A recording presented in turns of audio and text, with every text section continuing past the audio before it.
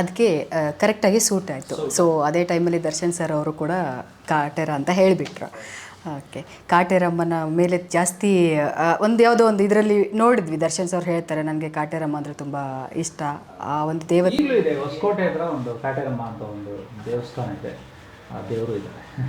Okay, ಇವಾಗ ಈಗ ಸಾಮಾನ್ಯ ಒಂದು ಟೈಟಲ್ ಆದಮೇಲೆ ಫಸ್ಟ್ ಲುಕ್ ಅಂತ ಹೊರಗಡೆ ಎಲ್ಲ ರಿಲೀಸ್ ಆಗುತ್ತೆ. ನಾವು ಮತ್ತು ಅಭಿಮಾನಿಗಳೆಲ್ಲ ದರ್ಶನ್ ಸರ್ ಅವ್ರದ್ದು ಅದು ಸಿನಿಮಾ ಬರ್ತಾ ಇದೆ, ಅದು ಫಸ್ಟ್ ಲುಕ್ಕು ಕಾಟೇರ ಹೀಗಿದೆ ಅಂದ ತಕ್ಷಣ ಏನೇನೋ ಇಮ್ಯಾಜಿನೇಷನ್ ಇರುತ್ತೆ ಸರ್. ಲೈಕ್ ಹೇಗೆ ಬರ್ತಾರೆ ದರ್ಶನ್ ಸರು, ಯಾವ ಇದರಲ್ಲಿ ಬರ್ತಾರೆ, ಸೊ ಅದೆಲ್ಲ ನಾವು ಯೋಚನೆ ಮಾಡ್ತಾ ಇರ್ತೀವಿ. ಸೊ ನೀವು ಫಸ್ಟ್ ಲುಕ್ ಕೊಟ್ಟಾಗ ಜನಗಳಿಗೆ ನಾವು ಯಾವ ಥರ ಇವ್ರಿಗೆ ಔಟ್ಪುಟ್ ಕೊಡಬೇಕು ಅಂತ ನಿಮ್ಮ ಒಂದು ಯೋಚನೆ ಇತ್ತು ಡೈಲಾಗ್ ಎಲ್ಲ ಬರೆಯುವಾಗ? ಸೊ ಅದ್ರ ಮೇಲೆ ನೀವು ಬರಿತಾ ಇದ್ರಾ ಅಂತ? ಆ ಟೀಮ್ ಸ್ನೇಹ ಚೆನ್ನಾಗಿದೆ. ಅಂದರೆ ದರ್ಶನ್ ಸಾರ್ಗೆ ತರುಣ್ ಸರ್ ತುಂಬ ಒಳ್ಳೆಯ ಫ್ರೆಂಡ್, ಅವರು ತುಂಬ ಹಳೆ ಗೆಳೆಯ, ಅವರು ಜೊತೆಗೆ ಬೆಳೆದವರು. ಇವರು ನಾಯಕರಾದ ಮೇಲೆ, ಅವರು ನಿರ್ದೇಶಕರಾದ ಆ ಒಂದು ಸ್ನೇಹ ಮುಂದುವರಿತು. ಮತ್ತು ತರುಣ್ ಸಾರ್ದು ಸುಧಾಕರ್ ಸರ್, ಯಾರು DOP ಸುಧಾಕರ್ ಸಾರ್ದು ಒಳ್ಳೆಯ ಸ್ನೇಹ ಇದೆ. ಅವರು ಈಗಾಗಲೇ ಒಂದು 15 ವರ್ಷದ ಗೆಳೆಯರು. ಸೊ ಯಾವಾಗಲೂ ಈ ಸ್ನೇಹ ಒಂದು ತಂಡದಲ್ಲಿದ್ದಾಗ ಆ ತಂಡದ ಜೊತೆ ಜರ್ನಿ ಮಾಡೋದೇ ತುಂಬ ಚೆನ್ನಾಗಿದೆ.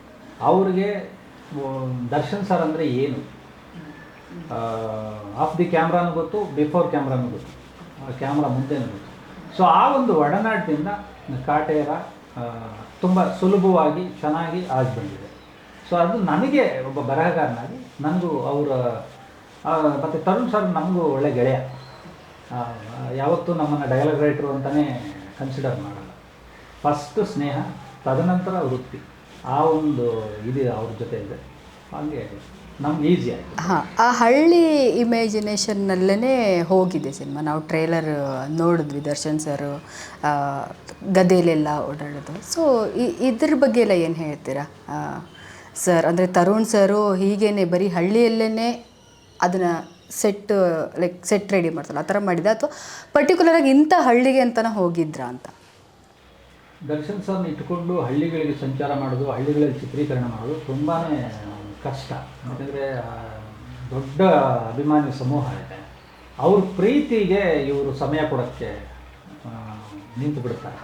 ಸೊ ಅದಕ್ಕೆ ಏನು ಮಾಡಿದ್ರು, ಒಂದಷ್ಟು ಹಳ್ಳಿಗಳ ಒಂದು ಸೆಟ್ನ ತಯಾರು ಮಾಡಿದ್ರು. ಗುಣ ಅಂತ ಆರ್ಟ್ ಡೈರೆಕ್ಟ್ರು, ನಿಮ್ಗೆ ಇವತ್ತಿಗೂ ಆ ಸೆಟ್ಗೆ ಹೋಗ್ಬಿಟ್ರೆ ಯಾವುದೋ ಹಳ್ಳಿಯಲ್ಲಿರುವಂಥ ಅನುಭವ ಆಗುತ್ತೆ, ಅಷ್ಟು ಚೆನ್ನಾಗಿ ಕಟ್ಟಿದ್ರು. ಅದು ಅವರ ಒಂದು ಕುಶಲತೆ, ಅದು ತುಂಬಾ ಚೆನ್ನಾಗಿ ಬಂದಿದೆ. ನಾವೇ ಆ ಸೆಟ್ಟಲ್ಲಿ ಇದ್ದಾಗ ನಮಗೆ ಯಾವುದೋ ಒಂದು ಹಳ್ಳಿನಲ್ಲಿ ಇದ್ದಂಗೆ ಅನಿಸೋದು, ಅಷ್ಟು ಚೆನ್ನಾಗಿರೋ ಸೆಟ್ಗಳಲ್ಲಿ ಮಾಡಿರೋವಂಥದ್ದು. ತುಂಬ ದೊಡ್ಡ ಮಟ್ಟದ ಬಡ್ಜೆಟ್ ಅಂತೂ ಆಗಿದೆ. ಯಾಕೆಂದರೆ ಒಂದು ಕೃತಕವಾಗಿ ಹಳ್ಳಿಗಳನ್ನ ಸೃಷ್ಟಿ ಮಾಡೋದು ತಮಾಷೆಯ ವಿಷಯ ಅಲ್ಲ. ಸೊ ಅಂಥ ಹಳ್ಳಿಗಳನ್ನ ತಯಾರು ಮಾಡಿ, ಆಮೇಲೆ ರಾಮೋಜಿ ಫಿಲ್ಮ್ ಸಿಟಿ, ಮೈಸೂರು, ತುಂಬ ಕಡೆ ಕೆಲಸ ಮಾಡಿದ್ದಾರೆ.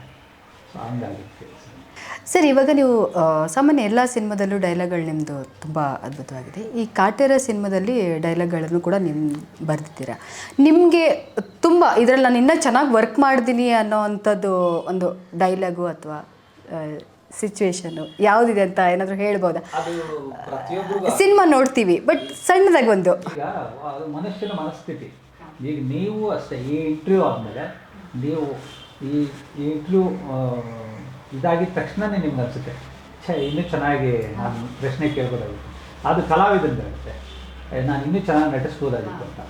ಸೇಮ್ ಅದೇ ಥರ ನನಗೂ ಒಬ್ಬ ಬರಹಗಾರನಾಗಿ ಈ ಚೆನ್ನಾಗಿ ಬರೆದ್ರೂ ಆ ಒಂದು ಸಿಚುವೇಶನ್ನು, ಆ ಒಂದು ಸೀನು ಇನ್ನೂ ಚೆನ್ನಾಗಿ ಬರೀಬೋದಾಗಿತ್ತು ಅಂತಲೇ ಅನ್ನಿಸ್ತಾ ಇರುತ್ತೆ. ಟ್ರೈಲರ್ ರಿಲೀಸ್ ಆದಮೇಲಂತೂ ತುಂಬ ಜನ ಸಿಕ್ಕಿದವರು ಮತ್ತು ಒಂದಷ್ಟು ನಮ್ಮ ಇಂಡಸ್ಟ್ರಿ ಅವರೆಲ್ಲ ಡೈಲಾಗ್ಸ್ ಬಗ್ಗೆ ತುಂಬ ಚೆನ್ನಾಗಿದೆ, ಮತ್ತು ಪಕ್ಕಾ ಮೇಕಿಂಗ್ ಚೆನ್ನಾಗಿದೆ ಸಿನಿಮಾ, ಆ ಪಾತ್ರಗಳು ಅಷ್ಟು ಚೆನ್ನಾಗಿ ವರ್ಕ್ ಮಾಡಿದ್ದೀರಾ. ಸೊ ಎಲ್ಲ ವಿಭಾಗದಲ್ಲೂ ಪ್ರಶಂಸೆ ಮಾಡ್ತಿದ್ದಾರೆ.